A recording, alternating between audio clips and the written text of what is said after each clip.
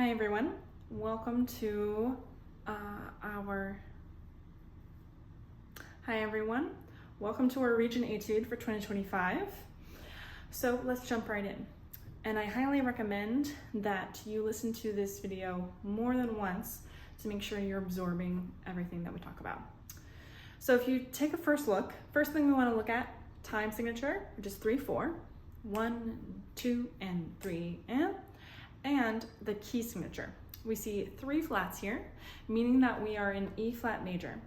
Now we have B flats, E flats, and A flats. And before you start anything else in this piece, you need to identify where those notes are, where each iteration of those notes are on your viola. I also highly recommend you begin with an E flat major scale. So the way that we can do this is start with our lower second finger on the C string. This is our E flat, F, G, A flat, B flat, C, D, E flat, F, G, low 4 here for that A flat, B flat, C, D, and E flat. So you want to make sure you can play a scale like that confidently, which will really prepare you for all the finger patterns we find here. Now, there are layers whenever we are learning something new, especially something a little bit tricky or maybe outside our current technique. First is identifying notes and rhythms. So before you look at any of these bowings, before you look at the dynamics, anything else, what are our rhythms, which is pretty consistent across the entire etude, right? We actually have triplets the entire time. Triplet, triplet, triplet, triplet, triplet, right? 3 notes for every beat. The other thing is, as we're identifying those notes, you may find it's hard to remember which ones are flat. Totally normal. Pencil is your best friend. So if you make a mistake more than 2 times, write a reminder in your music with the pencil. It's better for your music to be filled with markings than to be bare and to make lots of mistakes. The more we practice in mistakes, the harder it is to learn it correctly. Okay, so we begin at the beginning, right? So anywhere we have lots of lowered first fingers, right? So if you have tapes, it would be behind that first tape with lots of low 4s. So we begin with 3rd finger C, E flat, low 4.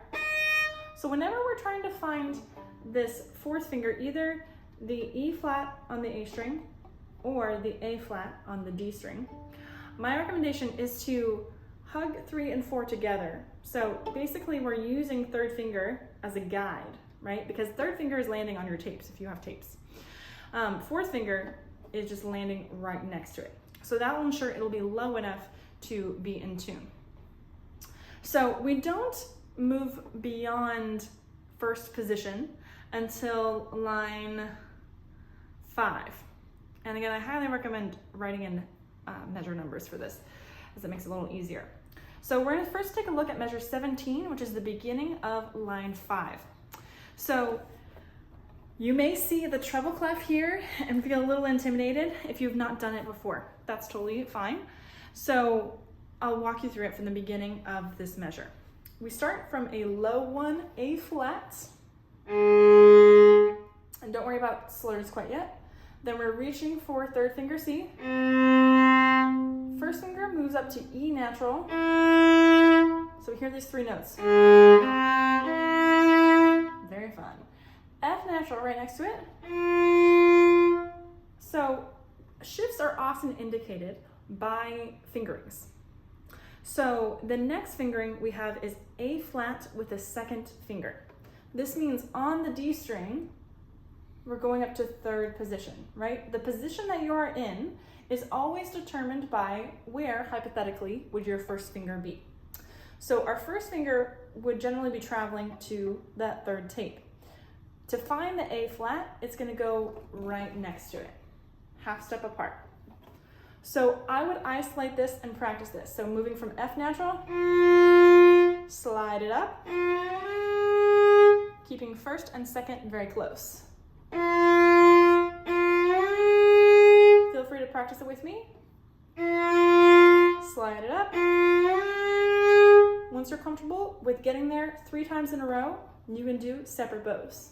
F, shift silently, like that. The next note with our fourth finger is C. Okay, now here's where we change to treble clef, right? So our notes aren't actually jumping down, they're jumping up because our line notes in treble clef are E, G, B, D, and F. That top line, that F, is what we have next. And we are staying in the same position, all right? So we aren't moving up or down, we're just moving across to the A string. So when we're crossing to the A string, we're gonna set down our third finger. That's where that F is gonna be. We add in 4, and that's gonna be G. So feel free to add in some note names in this section especially.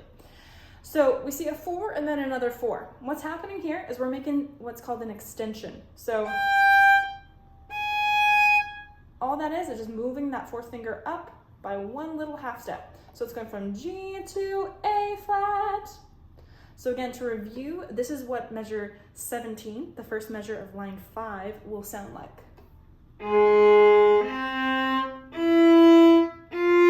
Shift, 4, cross to the A string, third finger, 4, extension.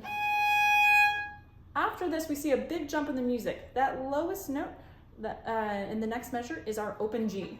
This is also our chance to move back to first position. So we play open G, B, but it's a B flat. Open D, first finger E flat. We see a first finger G next, so that means we're changing into third position again. Add third finger, this would be a B flat. Now again, we're making a little note jump, and so this means we are changing to the A string yet again. So this note is an E flat, and we're playing with our second finger, but it's right next to first. Add a whole step away, third finger, for F, and another whole step away, G. So again, the second measure of line 5, the notes are as follows. G, B flat, D, E flat. Shift to third position, G. B flat, cross to the A string, E flat. Third finger F, and fourth finger G. After that, we see we go back into alto clef. So here we go back to first position again. And so on. The next thing we're going to talk about is articulation and bowings. So when we play this slow, we have a lot more freedom, right, to where we are in the bow, how much bow we're using. But we also always have to plan with that faster tempo in mind, that 80 to 88 beats per minute.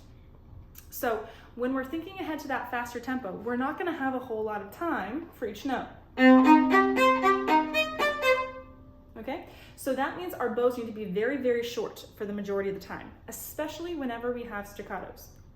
So we see a few different main articulations here. We have our staccatos and we have tenutos, right? Those are the dashes above or below the notes listed. So when we have those differences, tenutos will get the longer bowing, right? We're lengthening that note, we're spending its full value as much as we can at this fast tempo. The other thing we want to do is we want to practice this in the middle of the bow. So that means we're starting below, slightly below the middle, in order to do all of these string crossings right in here. It's going to be the most comfortable and effective place to do it. So take the first line, for example. Up, up.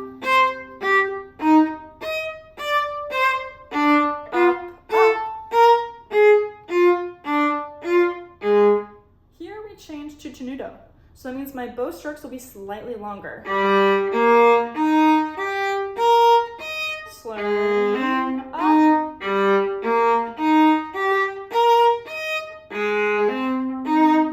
And so on.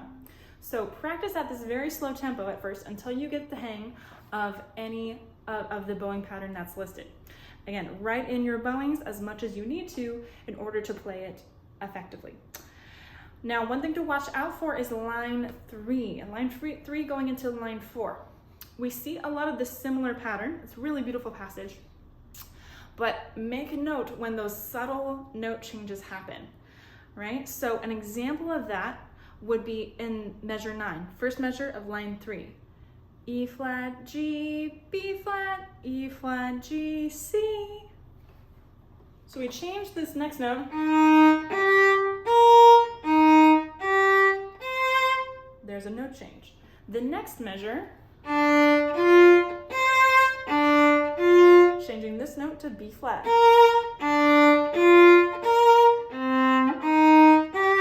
There's our G, but now it's changing to A flat. So circle or make a note for the fingering or the note name whenever those notes are changing. The other thing we have is sometimes we're having slurs of 2 notes and then a third note on a separate bow. An example of this would be line 2.